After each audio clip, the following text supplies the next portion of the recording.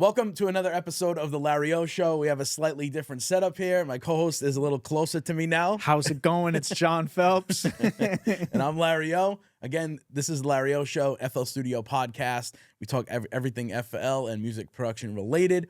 This week, and like every other week, we do a big, massive giveaway for the whole community. Again, to 5 different producers, we're giving away my entire FL music production course catalog. The way to win, the way to enter is at some point in this podcast, I'm going to be mentioning a keyword or a key phrase. You hear that key phrase, you jot it down in the comment section, and you are entered into the giveaway. Simple as that. We're also going to be announcing the winners to last week's giveaway in this episode as well, so stay tuned for that. Chill. With that being said, I mean, we can just hop right into it. There's some FL news, some cool FL news, and some cool things happening in the FL world that I wanted to touch on. One of them is, we're big. I am a big believer on Flex and an advocate for Flex. Yeah, And I've been using it more. Yeah. I'm with it for sure. It's awesome, bro. Yeah. It's everything. Like I said, it's replaced Omnisphere for me. It's replaced a lot of plugins. It's my go-to. I go to it every beat now. Every single beat I'm in there and I'm using it in some way. Even if, I'm just going through fishing for some sounds, I might not find whatever I like, but I mean, they just made it that much better. So I recently got a hold of these new packs that Flex just dropped with UVI. So what I didn't know is a lot of times things are happening so quick that like it's hard to keep up on. But at some point, I don't know when it happened, but FL Image Line bought UVI plugin company. So now what they're doing with them is that they're collaborating and making more Flex packs, which is so smart. It's so smart because we've been saying, Flex needs a big upgrade. At least me, and I remember I had a conversation with Elgene from Audio Nerds podcast, and he was saying too, like we need some more packs in Flex.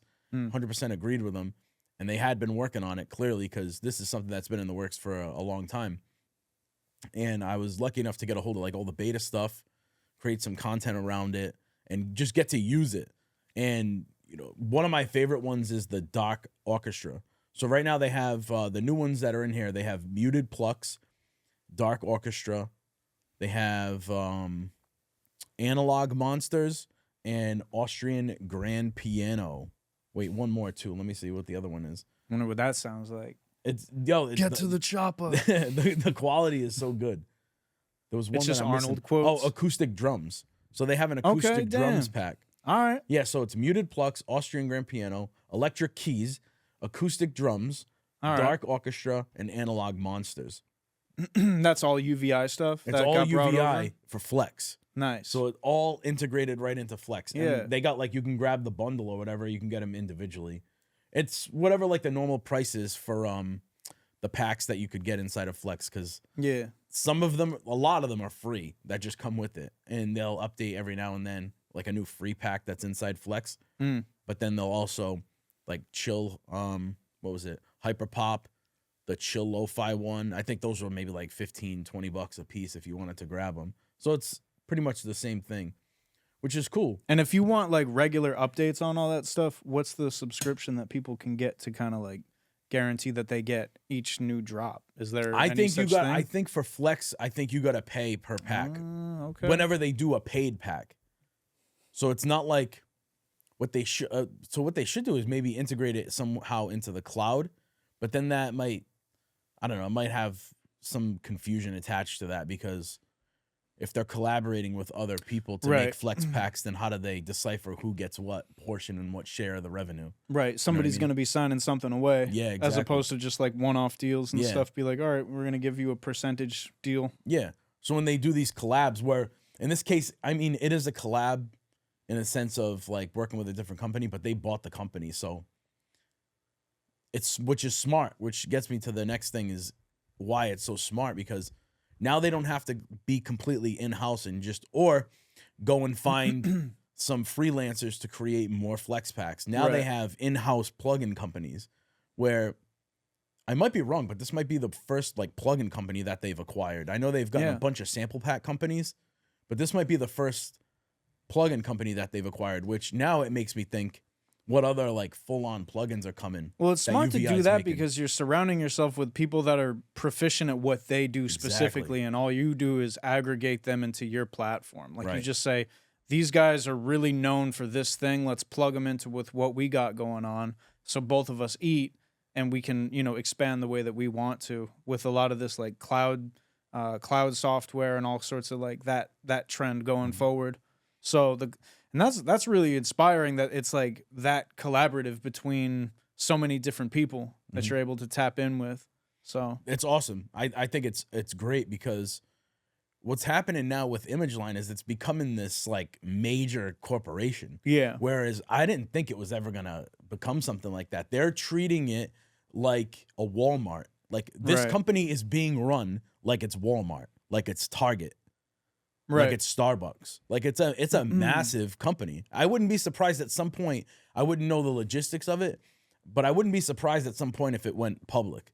I don't know if it can, being a European company. I don't know the logistics. I'm not like savvy when it comes to that sort of thing, but they're running it as if it's one of those types of companies and corporations. For sure. And like, it's just following every time a new CEO comes to a place, you kind of look at like what that CEO has done in the past, like their track record, so to speak. And it just makes sense given that the dude who's on board now, was was it Native Instruments or something? He was like the CEO of Native Instruments. Right. So now he's the CEO of ImageLine. So he's bringing all that background into what they're doing now. So it's like a super strategic move, and it just totally makes sense for what their plans are. This is why I want to get Josh on the pod, because I know he's like sort of local. I would love to have him like here in studio for a that would conversation, be awesome. because he has so much knowledge on this. Even though I feel like he's only been with the company a few years, but like having the conversations with him, and he does artist relations for anybody that doesn't know, but like he's with ImageLine, and I have a lot of conversations with him, especially like with the giveaways that we've done. And when I went to NAMM, we worked a lot together on mini events that we did at the FL booth. Great dude, and his knowledge just in business and ImageLine and FL Studio in general is wild. Like, even though he's only been with the company like 3 years maybe. Right. And so I would love to have him on at some point, and for sure, maybe we just, have him come up, make the trip up, because I don't think he's that far away. But if he's ever like in this area, we got to have him on, like, and because it would be an awesome conversation. But I know we jotted some ideas down. We have like some segments that we could do. We got the versus battle. Yeah. I think I'll hold off on guess that plugin for this week. All right. Maybe we'll do that next week. But we could do a little quick versus if you want. Sure. I have a few. All right, this is a good one. So we'll do versus. Drawing automation versus recording automation. I mean, I like recording automation, but I find myself more times than not just drawing it in. Really? Yeah, for sure. But I like recording it. I love recording it. Yeah. I much more feel. Yeah, I find myself recording more times than not, and then maybe lightly tweaking, drawing the automation in afterwards. Like I might just make it a straight line, snap it to the grid a little bit more. But I love, like, you get that natural feel when you record it. Right. Yeah, you get the idea out. Yeah. Fine tune it as it goes. Yep. With that. Yep. I like that. What do you? You want? No, go ahead. All right. Pitching samples up or pitching them down? Pitching them down.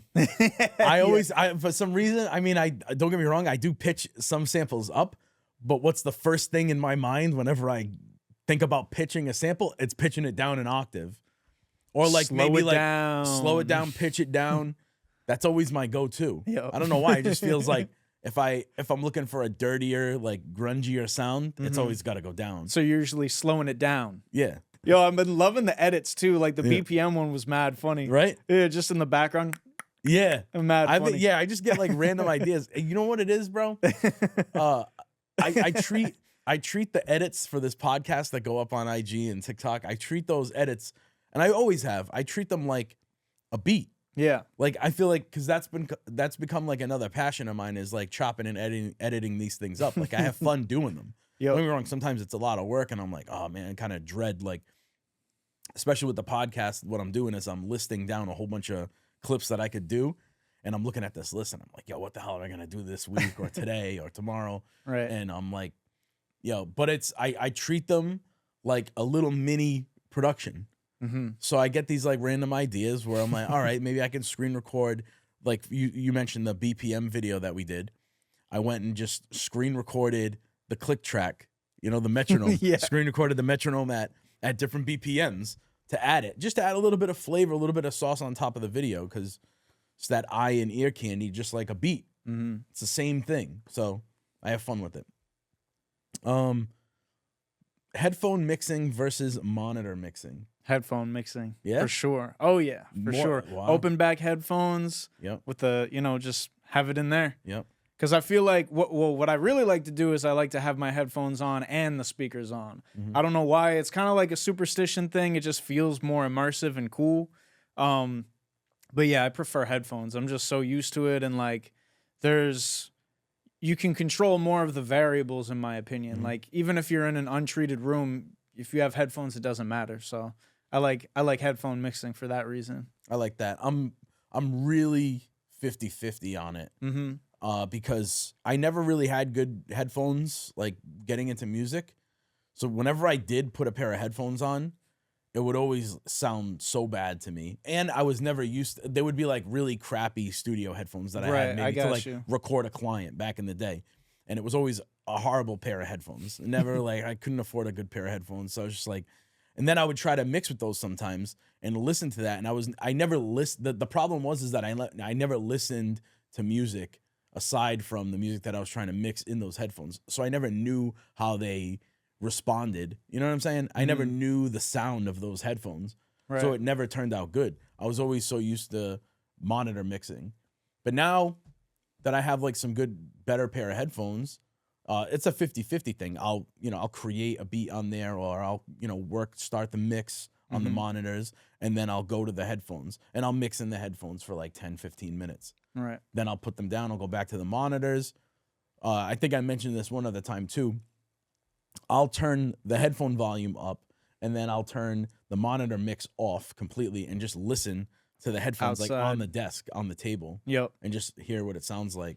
You can hear like what qualities are peeking through. Exactly. You know what I'm saying? Like if the drums aren't like balanced out, you can kind of hear from far away and be like, oh, okay, from outside the headphones. Like if somebody was just hearing that on a speaker on like, on a table somewhere, be like, what would it sound like? So yeah, I love doing that. Makes sense, yeah. And the other thing that I'll do too sometimes is if I'm like listening to my mix in the monitors, I'll turn it on and I'll like leave the room. I'll go in like another part of the house or like out of my studio, another part of the room or another part of the house, or like even maybe upstairs. And I'll listen to it like coming through the floor. Like is the bass hitting right? Or just to have it on, because sometimes I'll just like randomly just think of other things while it's playing on in the background. And then maybe even if it's on a loop, something will just like stick out to me like, oh, I got to change that. Or I got to add that to the mix, or I got to add that to my beat. So it goes the same for like mixing songs and just like production creation in general. Same thing. Like I go bounce back and forth, different inspiration. All right, one more. Soft clipper on the master versus limiter on the master. If I had to choose one versus the other? Yeah, like if you were just soft making clipper. a beat. Yeah, soft clipper. I think it's got more like it's got more character to it, and like the limiter, I feel like the limiter just it works for, let's put it this way.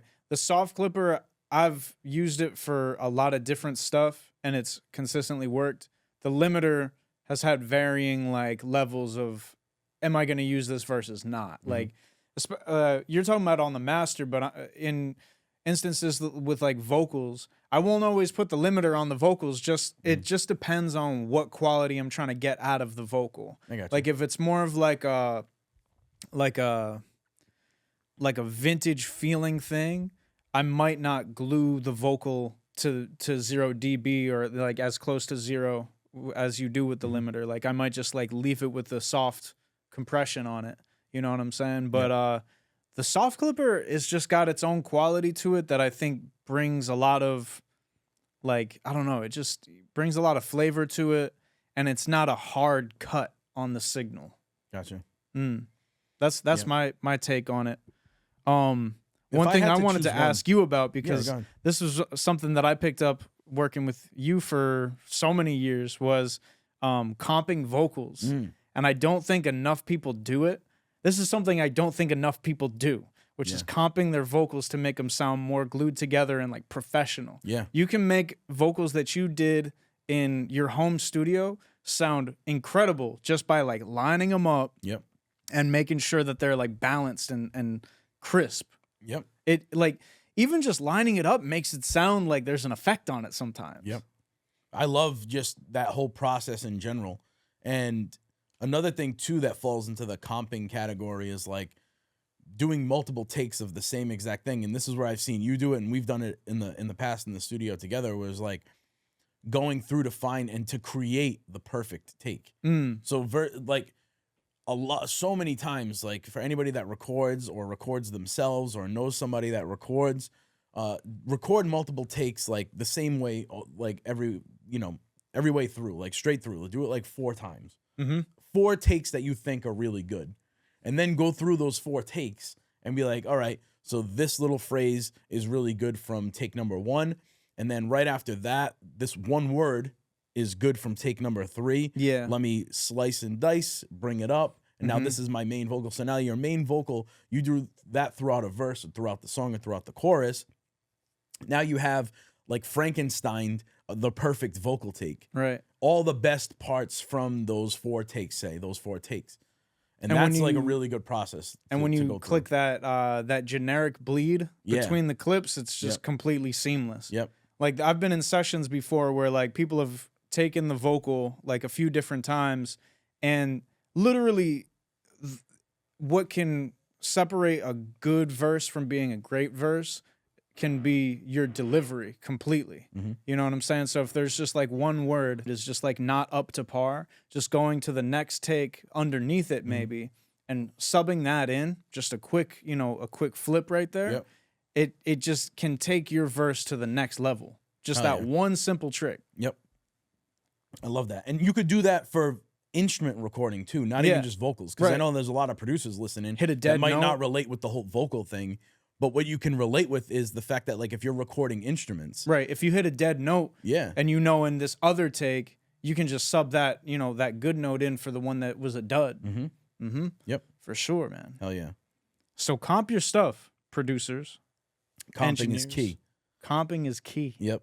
You know what saved my butt the other day? What? I totally forgot about this feature, but it's right in that. It's going to save my elbow right now. Was the revert to last backup. Oh, yeah, That's a secret gem right there. Yeah. I was working on something, when you get like locked into a beat and you forget to save and you get that. Yeah. Yep. The ding.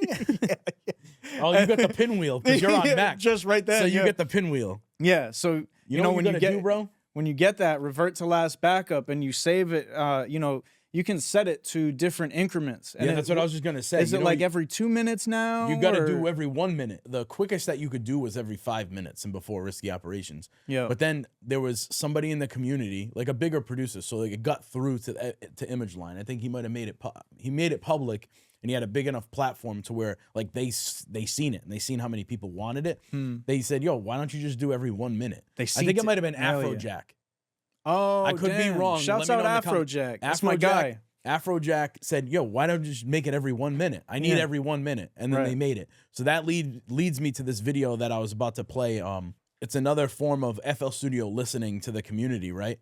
TM88 reached out to the community or just like put it out there into the universe that he wanted a specific like click option back in, and they made a video on it. Monophonic painting, so in the piano roll. The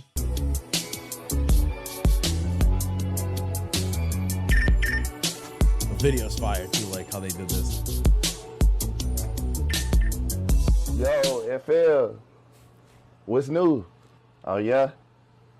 Ah, that's cool. Man, I think we should bring that old thing back, man. You know what I'm talking about, the paint tool.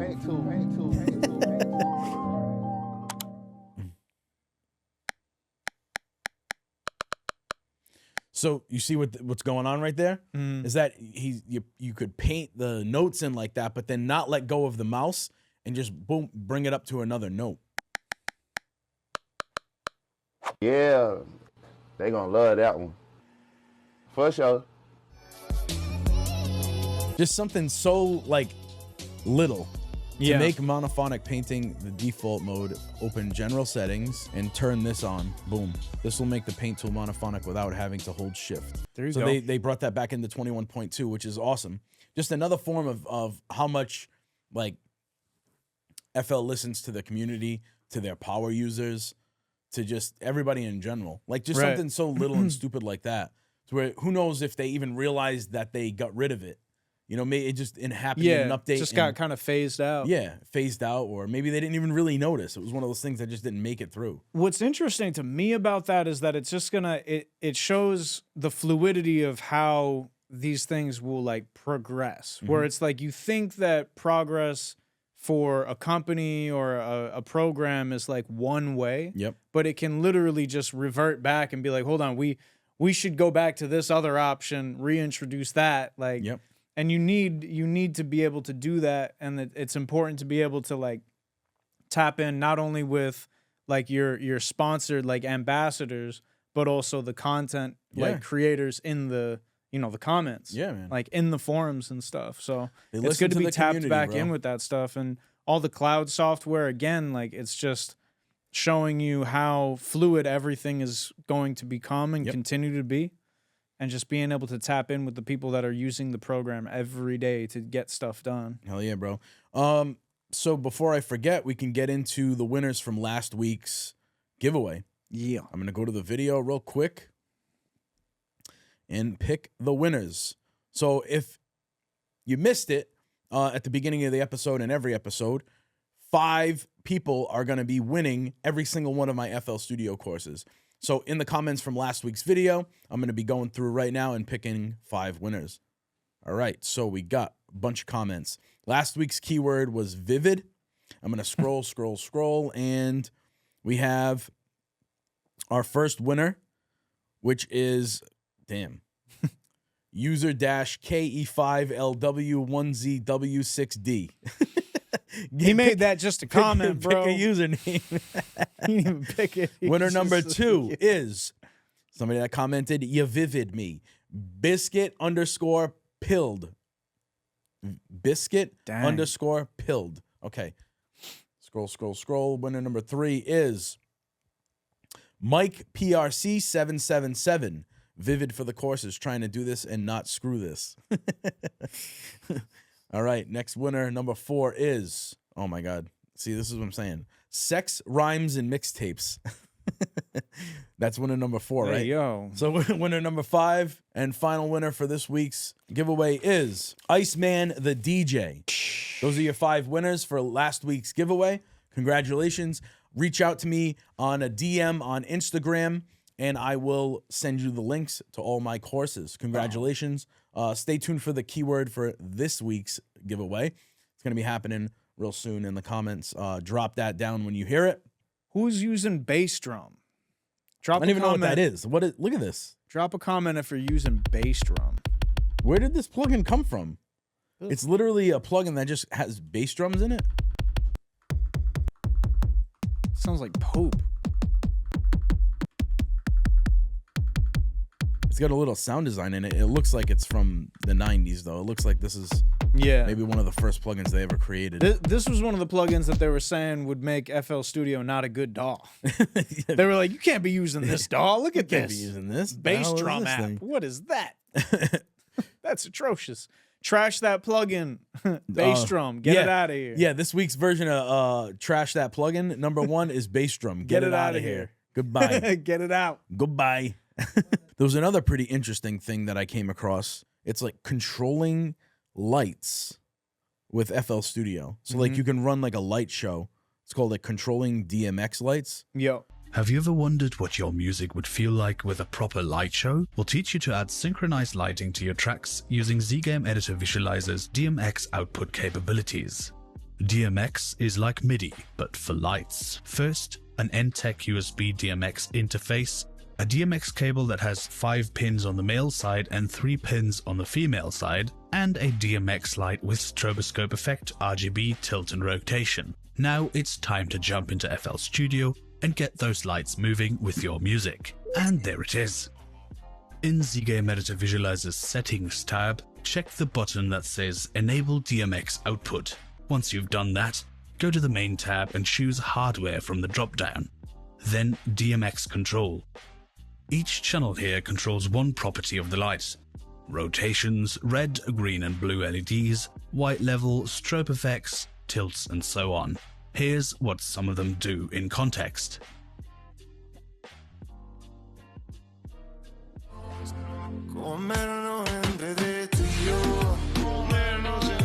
That's something different, something that I didn't expect from FL Studio.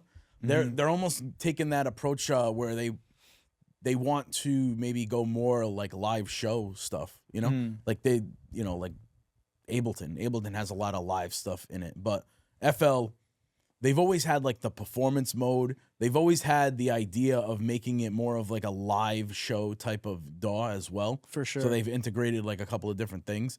That's something that I never thought I would see, never thought I would hear, never thought I would think about, like to like, you know, use in a different way to use FL to like run a light show. Right. That's wild. wild. I mean, you could almost be like a front of house person, or like if you're traveling with an artist, having that in your machine to tap into like the, you know, the front of house soundboard. Yeah. And be like, you know, this is our light show that we have for this act. That's cool. Pretty fire, pretty different. And that that plugin, like the Z Game, whatever, that's the like, Z Game editor. that's been around for a long ass time. Yeah. So I guess that DMX feature's like new for it. I guess so. I don't know, but or this has is the it been thing. that Like way? sometimes with the videos that FL puts out, it could be a feature that's been around for a long time. They just think maybe it's not getting the light that it deserves, so they'll go back and they'll push a video out. So who knows? That feature could have been there for a while too. Right. Like the Z Game editor. That's something that I think they thought was gonna make more buzz than it did, because I think it's CPU like eater, like big time, and you have to have a good graphics card. So when I first heard about the Z Game editor, I wanted to start using it for like visualizers, because I was putting a lot of beats out. That's when I heard. I was about trying it to do too. the whole BeatStars thing, so I was trying to find ways to create like a visualizer for the beats that I was putting out, was trying to sell, and then I could just never get a grasp for it, and my computer just couldn't handle it.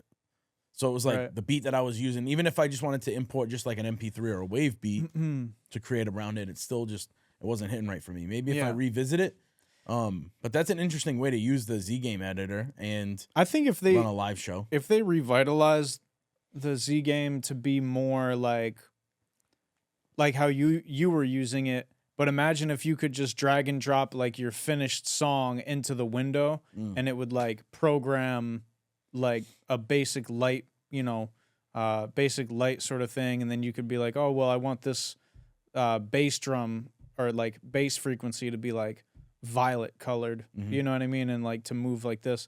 If it made it more, I think, appealing. That's the issue with a lot of the FL stuff, I feel like, is that it's very intuitive for me because I've been using it for a long time, and I think that there's certain elements of it, like it's very visually pleasing, but there are other like components of it that are not. And There's the some Z stuff Game that's is one really of those, hard to understand, and that's really hard. You ever heard of like the MIDI scripting? No, that sounds like calculus. It is, bro. Yeah. That's reason like I've No never way. like done a piece of content on it. I've never really talked about it because I don't feel like I have the brain power to get into that. That feels like school to me when I start looking at that. Yeah. I don't know. There's some people that are really into it, and I can't even like fully explain it right now. But just know that it's the most advanced type of thing that you could do in FL Studio. Yeah. Maybe, you know, I can bring somebody on the pod that is really like well versed in the MIDI scripts and that whole back end of things, like writing out chords and the Roman numerals. Like, remember how we talked about that? How like in the chord generator, that's like a part of like the MIDI scripting type thing. It's wild, bro. It's on another level of music production and sound design. I think it would be really crazy if they started like implementing more educative like approaches to each plugin. You know what I mean? Like, imagine if you opened up like a plugin and you could have like an assistant or like a tutor, We tab talked or about that something one like time. that. Yeah. Yeah. So like if you could just go into it and be like, what am I looking at? And you just press a button and all of a sudden it like gives you like either some sort of a tutorial or like a guide, or using AI, maybe if you type in like how do I use this Yeah. to create visualizers? Yeah, I think AI would have a big hand in that. Yeah. Because you could just like literally type in like on Instagram, they're pushing this whole AI like search thing. I Yeah. forget what it's called. They have a name for it, but it's like in your search tab, like in your explore tab or whatever. Mhm. Now it's meta AI or whatever. Mm. So it's like an assistant basically, and you have a conversation with it like in a DM. Right. So it could be along the same lines as that for FL Studio and That's what I ImageLine. I mean. think that'd be really cool. You have like a little box up in the top where it's, FL AI. Because a big thing with like learning a new program is not always knowing the way to like prompt like what you're looking for. Yeah. So I think like AI and Chat GPT and stuff like that could be really useful in like getting new users to use each like plugin more effectively. Yeah. Being like, oh, this would be really cool. Or like imagine if there was a general like in the questions tab, if you could be like, and this would be a good way for FL to like source new ideas for what they could be doing if they're logging these questions and prompts. Like imagine if I was in FL and if I was just like, how do I like, can I make like techno beats with this program? And it just like gives me a breakdown on how to make a techno beat. Yeah. And it says techno is a slow building electronic dance music format, usually 16 bars. And here's a template. Yeah, templates. You know what I'm saying? Or like, can I use? How do I make it like visualizer? Mm-hmm. It could kind of give you like a turn by turn on how to use it. I think that'd be awesome. That'd be awesome. I think we got to do a keyword because we're about to be wrapping up here. So again, I apologize, but the keyword ended up at the end. Just it's sometimes it's how it's it's how the cards fall. It's how they fall. Today's keyword is Mighty Shucks because I'm wearing my beer league jersey and they're called the Mighty Shucks. So that's the keyword. Aw, shucks. So comment in the comment section, Mighty Shucks, and I'm going to be picking 5 people in the comments next week that are going to be winning my entire FL Studio music production course. I think we're out of time. You want to drop some socials, some things that you've been working on? Yeah. If you want to check me out on Instagram and TikTok, especially, I'm going to be doing live streams every week where I do beat cook-ups and some live music jams. Yeah. You can hit me up, ITS John Phelps, on TikTok and Instagram. Let's go. Let's get it. I want to thank you and thank everybody for joining. Thank you for watching and sharing. And if you haven't, make sure you like, comment, subscribe. And as always, share this with a friend if you get me.